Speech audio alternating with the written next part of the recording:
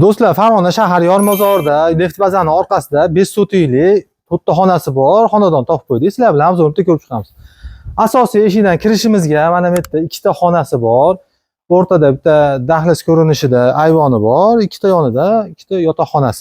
Bu tomonida mana bu yerda oshxona. Oshxona ham, hovlisimiz ham chiroyli, ixchamgina hovli. Xonadonimiz mana orqa tomonida o'zini, bu tomonida bitta xonasi bor.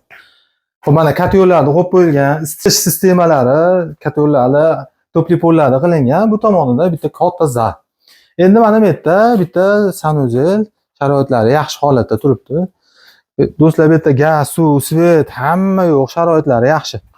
Endi o'zini orqa hovlisi ham bor ekan. Orqa hovlisida mana bu tashqi tomondan hojatxonasi, bitta molxonaga joy bor ekan. Bu tomonda kichkina qilib mana basseyn qilib qo'yishgan, mol, qo'y, chorvachilik boqishga sharoitlari ham bor. Qo'shimcha qurilish qilish uchun ham qo'shimcha yeri bor. Xo'p do'stlar, narxini 40 mingga baholanyapti. Keling, ko'ring, yoqsa, yana ham ozgina tushib beradigan joy bor.